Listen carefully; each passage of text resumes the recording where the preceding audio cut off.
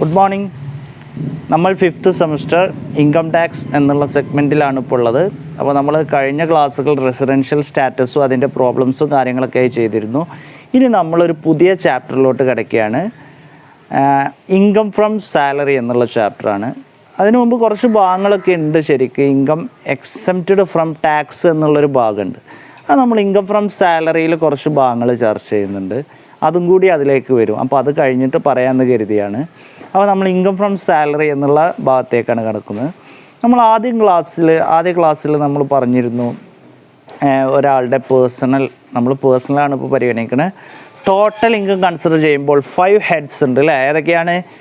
Income from salary, income from house property, income from business or profession, capital gain and other sources. ഈ 5 heads add ചെയ്ത് കഴിഞ്ഞാൽ നമുക്ക് gross total income കിട്ടും. ഈ gross total ഇൻകത്തിൽ നിന്ന് deduct under section 80C to 80U deduct ചെയ്ത് കഴിഞ്ഞാൽ നമുക്ക് ടോട്ടൽ ഇൻകം കിട്ടും. അപ്പോൾ ഇതിൻ്റെ ബേസിലാണ് നമ്മൾ എന്ത് ചെയ്യുന്നത്, ഒരാൾക്ക് എത്ര ടാക്സ് അടക്കണം എന്നുള്ള കാര്യങ്ങളൊക്കെ നമ്മൾ കാണുന്നത്. അപ്പോൾ അതിൽ ഫസ്റ്റ് ഹെഡാണ് income from salary. Income from salary okay ആണല്ലോ.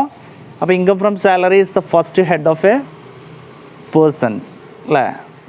ഏതൊരാളുടെയും ഒരു ആദ്യത്തെ ഹെഡാണ് ഇപ്പോൾ ഇതിൽ നമ്മൾ ഇൻകം ടാക്സ് പർപ്പസ് കാണുമ്പോൾ ഇൻകം ഫ്രം സാലറി വരുന്നത്.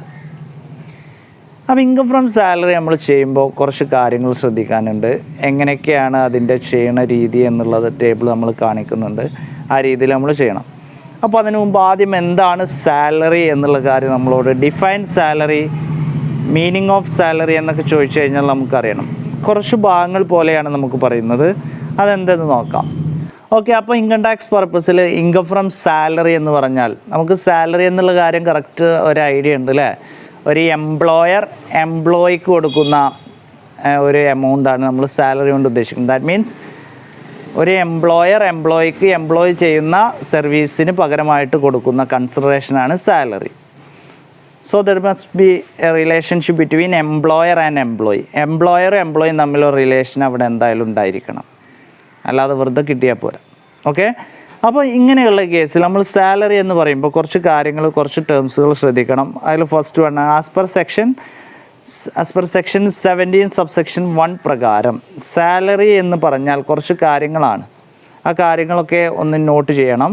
നോട്ട് ചെയ്തിട്ടില്ലാത്തവർ നോട്ട് ചെയ്യണം. നമ്മൾ കാണിക്കുന്നുണ്ട്, കൂടെ നമ്മൾ പറയുന്നുണ്ട്. Okay, first one wages. എംപ്ലോയിക്ക് കൊടുക്കുന്ന വേജസിനെ നമ്മൾ എന്ത് പറയുന്നു? സാലറി എന്ന് പറയുന്നു. ഓക്കെ ആണല്ലോ. എംപ്ലോയിക്ക് കൊടുക്കുന്ന വേജസിന് നമ്മൾ സാലറി എന്ന് പറയുന്നു.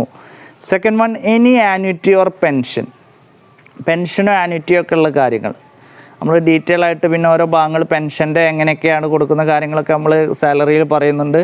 അപ്പോൾ ജസ്റ്റ് അറിഞ്ഞിരിക്കുക എനി ആന്വിറ്റി ഓർ പെൻഷൻ ഇതൊക്കെ നമ്മൾ സാലറിയിലാണ് വരിക. ദെൻ എനി ഗ്രാറ്റുവിറ്റി എന്ന് പറഞ്ഞാൽ എന്താ? The sum received by the employee from the employer at the time of retirement, that is called gratuity. Gratuity എന്ന് പറഞ്ഞാൽ ഒരാൾ റിട്ടയർമെൻറ്റ് ചെയ്യുന്ന ടൈമിൽ അത്രയും വർഷത്തെ കുറച്ച് മാറ്റി വെച്ച് കുറച്ച് എമൗണ്ടുകളൊക്കെ വെച്ചിട്ട് ഒരു ടോട്ടൽ എമൗണ്ട് എംപ്ലോയിക്ക് കൊടുക്കുന്നു. അതിനെയാണ് നമ്മൾ എന്ത് പറയുന്നത്? ഗ്രാറ്റുവിറ്റി എന്നുകൊണ്ട് ഉദ്ദേശിക്കുന്നത്. ഓക്കെ ആണല്ലോ. അപ്പോൾ എനി ഗ്രാറ്റുവിറ്റി. ദെൻ അതിൻ്റെ ട്രീറ്റ്മെൻറ്റൊക്കെ എങ്ങനെയാണെന്നുള്ളത് നമ്മൾ പറയുന്നുണ്ട്, എല്ലാം പറയുന്നുണ്ട്. Then any fee or commission or perquisites or profit in lieu of salary in addition or any salary of benefits. Okay ആണല്ലോ. സാലറിക്ക് പുറമെ കിട്ടുന്ന എന്തെങ്കിലും അഡീഷണൽ ആയിട്ടുള്ള പെർക്വിസൈറ്റ്സ് ആവാം, അലവൻസുകളൊക്കെ ആവാം. പെർക്വിസൈറ്റ്സ് എന്ന് പറഞ്ഞാൽ എന്താ? അത് നമ്മൾ ജസ്റ്റ് പിന്നെ പറയുന്നുണ്ടെങ്കിലും ഒന്ന് ജസ്റ്റ് ഐഡിയ തരാം. നമുക്ക് സാലറിക്ക് പുറമെ കിട്ടുന്ന ക്യാഷ് ആയിട്ടോ അല്ലെങ്കിൽ അതിൻ്റെ വസ്തുക്കളൊക്കെ ആയിട്ടോ സാലറിക്ക് പുറമെ കിട്ടുന്നതാണ് നമ്മൾ പെർക്വിസൈറ്റ്സ് എന്ന് പറഞ്ഞ്. സത്യത്തിൽ ബെനിഫിറ്റാണത്. അവർ നേരിട്ട് തരികയല്ല. അലവൻസും പെർക്വിസൈറ്റ്സും തമ്മിലുള്ളൊരു മാറ്റം എന്ന് പറഞ്ഞാൽ അലവൻസ് നമുക്ക് നേരിട്ടാണ് തരിക. അത് നമ്മൾ ഡീറ്റെയിൽ അപ്പോൾ പറയുമെങ്കിലും ഇപ്പോൾ ജസ്റ്റ് ഒന്ന് പറയുന്നേ ഉള്ളൂ കേട്ടോ. അലവൻസ് നമുക്കിപ്പോൾ നേരിട്ട് ഉദാഹരണം പറയാം, ട്രാവലിംഗ് അലവൻസ് പറഞ്ഞാൽ നമ്മൾക്ക് സാലറിയുടെ കൂട്ടത്തിൽ തരും. പക്ഷേ പെർക്കിസൈഡ്സ് എന്ന് പറഞ്ഞാൽ ആ ബെനിഫിറ്റ്സ് നമുക്ക് നേരിട്ടല്ല തരുന്നു, പകരം അവർ അടയ്ക്കും. ഒരു ഉദാഹരണം പറയാം, നമ്മുടെ കുട്ടികളുടെ പഠന ചെലവ് അവരെന്ത് ചെയ്യുക, അവർ നേരിട്ട് നമ്മുടെ ആ കുട്ടികൾ പഠിക്കുന്ന സ്കൂളുകളിൽ അടയ്ക്കുകയാണെങ്കിൽ അത് പെർക്കിസൈഡ്സ് ആണ്. അതേ ചിലവ് നമുക്ക് തരികയാണെങ്കിൽ അതെന്തായി മാറി, എഡ്യൂക്കേഷൻ അലവൻസായി മാറി. അപ്പോൾ അലവൻസ് എന്താ, പെർക്കിസൈഡ്സ് എന്താണെന്ന് കിട്ടിയല്ലോ. ഓക്കെ, നമ്മൾ ഡീറ്റെയിൽ ആയിട്ട് പറയും. അപ്പോൾ നമ്മൾ പറഞ്ഞു സാലറിയുടെ പുറമേ കിട്ടുന്ന കുറച്ച് കാര്യങ്ങൾ അല്ലേ. Next, any payment received by an employee in respect of any period of leave not availed of by him. അതായത് ഒരു ഉദാഹരണം പറയാം, ഒരു എംപ്ലോയി അദ്ദേഹം ഒരു 30 വർഷം വർക്ക് ചെയ്തപ്പോൾ അയാൾക്ക് കുറേ ലീവ് എടുക്കുക. അപ്പോൾ ഒരു ഉദാഹരണം പറയാം, ഒരു വർഷത്തിൽ അയാൾക്ക് 15 ലീവ് എടുക്കുക എന്ന് കരുതുക. ഈ ലീവ് അയാൾ എടുക്കാതെ പകരം ആ ലീവിന് പകരം അയാൾക്ക് എന്ത് ചെയ്യുന്നു, അത് ക്യാഷാക്കി മാറ്റും. അതാണ് ലീവ് ഓൺ സാലറി എന്നുകൊണ്ട് ഉദ്ദേശിക്കുന്നത്. അത് നമ്മൾ ഡീറ്റെയിൽ ആയിട്ട് അതിൻ്റെ ട്രീറ്റ്മെൻറ്റ് കാര്യങ്ങളൊക്കെ പറയും. അപ്പോൾ എന്താ മനസ്സിലായല്ലോ, 15 ദിവസം ഒരാൾക്ക് ലീവ് എടുക്കുക, പക്ഷേ അയാൾ ഇപ്പോൾ ഓരോ വർഷം ചില വർഷം 5 ചില വർഷം 2 ഒക്കെ ആയിട്ട് കുറേ ലീവ് അവിടെ വേക്കൻ്റായി കിടക്കുന്നുണ്ട്. ആ വേക്കൻ്റ് ആയത് എന്ത് ചെയ്യുക, ക്യാഷിലോട്ട് കൺവേർട്ട് ചെയ്യുക. ഓക്കെ, അതാണ് leave on salary. Next, annual accretion എന്ന് പറഞ്ഞാൽ കോൺട്രിബ്യൂഷൻ ടു പ്രൊവിഡൻറ്റ് ഫണ്ടാണ്.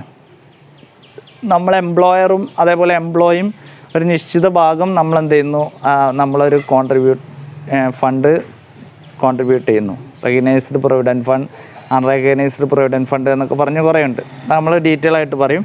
അപ്പോൾ ഒരു എമൗണ്ട് കോൺട്രിബ്യൂട്ട് ചെയ്യുന്നുണ്ട്, ഓരോ മാസവും ഒക്കെ ആയിട്ട് കാര്യങ്ങൾ ചെയ്യുന്നുണ്ട്. ഓരോ ഇയറിലാണല്ലോ നമ്മൾ ഇൻകം കാണുന്നത്. നെക്സ്റ്റ്, ട്രാൻസ്ഫേർഡ്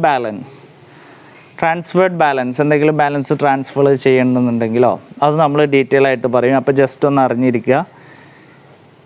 ദെൻ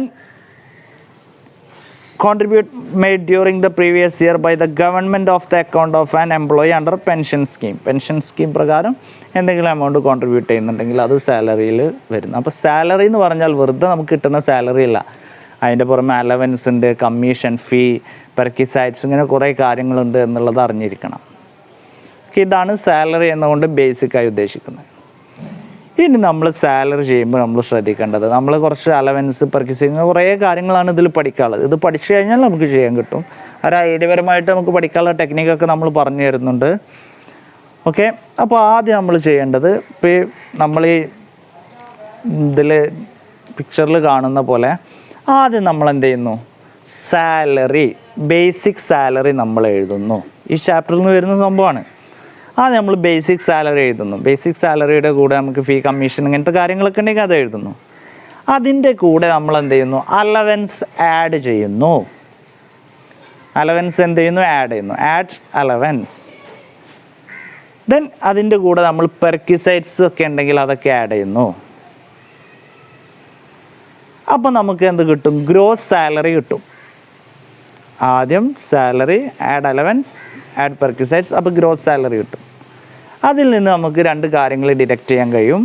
ഒന്ന് പ്രൊഫഷണൽ ടാക്സും ഒന്ന് എൻ്റർടൈൻമെൻറ്റ് അലവൻസ് ചിലപ്പോൾ തന്നു കഴിഞ്ഞാൽ അതിൻ്റെ കണ്ടീഷൻസൊക്കെ പറയാം. അതിനനുസരിച്ച് നമുക്ക് ഡിഡക്റ്റ് ചെയ്ത് കഴിഞ്ഞാൽ നെറ്റ് ഇൻകം സാലറി കിട്ടും. അപ്പോൾ സാലറി പ്ലസ് അലവൻസസ് പ്ലസ് പെർക്കിസൈഡ്സസ്, അപ്പോൾ നമുക്ക് ഗ്രോസ് സാലറി കിട്ടി. അതിൽ നിന്ന് കണ്ടീഷൻ അനുസരിച്ച് ഡിഡക്റ്റ് ചെയ്യാൻ പറ്റുന്ന 2 ഐറ്റംസ് ഉണ്ട്. ഒന്ന് പ്രൊഫഷണൽ ടാക്സ്, ഒന്ന് entertainment allowance, only for government employees. Entertainment allowance government employees, അതിൻ്റെ കണ്ടീഷൻസും കാര്യങ്ങളൊക്കെ നമ്മൾ പറയും. ഈ കാര്യങ്ങളാണ് നമ്മൾ എന്ത് ചെയ്യുന്നത് ഇതിൽ. അപ്പോൾ ഇതിൽ തന്നെ നമുക്ക് എന്ത് ചെയ്യുന്നുണ്ട്, അലവൻസുകൾ 3 തരത്തിലായിട്ട് തിരിക്കുന്നുണ്ട്. പെർക്കിസൈഡ്സ് അലവൻസ് 3-4 തരത്തിൽ തിരിക്കുന്നുണ്ട്. ഫുൾ എടുക്കേണ്ട അലവൻസ് ഉണ്ട്, ഫുൾ എടുക്കാത്ത അലവൻസുകളുണ്ട്, കുറച്ച് എടുക്കേണ്ടതൊക്കെ ഉണ്ട്. ദെൻ പെർക്കിസൈഡ്സ് ഇതുപോലെയൊക്കെ ചെയ്യുന്നുണ്ട്. അപ്പോൾ നമ്മൾ ഈ കാര്യങ്ങളൊക്കെ നമ്മൾ ഡീറ്റെയിൽ ആയിട്ട് ആ സ്ട്രക്ചർ അനുസരിച്ച് നമ്മൾ അടുത്തതിൽ പറയും. ആ സ്ട്രക്ചറൊന്നും ഇപ്പോൾ ഞാനിപ്പോൾ ജസ്റ്റ് ഒന്ന് കൊടുക്കുന്നുണ്ട്, അത് ജസ്റ്റ് നിങ്ങളിപ്പോൾ നോട്ട് ചെയ്ത് വെക്കണം. മുഴുവൻ സ്ട്രക്ചറായിട്ടുള്ള രീതി ഞാൻ ഒരു ഫോട്ടോ ആയിട്ട് കൊടുക്കുന്നുണ്ട്. അത് നിങ്ങൾ മുഴുവൻ എന്ത് ചെയ്യുന്ന റെക്കോർഡ് ചെയ്ത് വെക്കണം. എന്നിട്ട് അടുത്ത ക്ലാസ്സിൽ ആ സ്ട്രക്ചർ മൈൻഡിൽ ഉണ്ടാകണം. എങ്കിലേ നമുക്കതിൻ്റെ എങ്ങനെയൊക്കെ ഡീറ്റെയിൽസ് ആയിട്ട് കാര്യങ്ങൾ പറയാൻ പറ്റുള്ളൂ. മറ്റേ ഇതിൽ തന്നെ പറഞ്ഞാൽ ഈ ക്ലാസ് കുറച്ച് വൈഡായി പോകും. ഓക്കെ, അപ്പോൾ എല്ലാവരും എന്ത് ചെയ്യുക, അത് കറക്റ്റായിട്ട് റെക്കോർഡ് ചെയ്യാം. അപ്പോൾ ഇന്ന് നമ്മൾ ജസ്റ്റ് ആകെ ഇതേ പറഞ്ഞുള്ളൂ, സാലറി എന്താന്ന് പറഞ്ഞു, അതിൻ്റെ ഒരു ബേസിക് സ്ട്രക്ചർ മാത്രമേ പറഞ്ഞുള്ളൂ. അതിനൊന്നുകൂടി ഡീപ്പാക്കി കഴിഞ്ഞാൽ നമ്മൾ അലവൻസിനെ പലതായി വിഭജിക്കുന്നുണ്ട്, പെർക്കിസൈഡ്സിനെ പലതായി വിഭജിക്കുന്നുണ്ട്. ഇത്രയും കാര്യങ്ങൾ എന്തൊക്കെയാണെന്ന് മനസ്സിലായി കാണുമല്ലോ. അപ്പോൾ എല്ലാവരും ഈ തരുന്ന നോട്ട്സ് കറക്റ്റായി റെക്കോർഡ് ചെയ്യുക. എന്നിട്ട് അടുത്ത ക്ലാസ്സിൽ നമ്മൾ എന്ത് ചെയ്യുന്നു, പ്രോബ്ലം ചെയ്യും. ഓക്കെ, അപ്പോൾ നമുക്ക് മറ്റൊരു എപ്പിസോഡുമായി വീണ്ടും കാണാം. Thank you.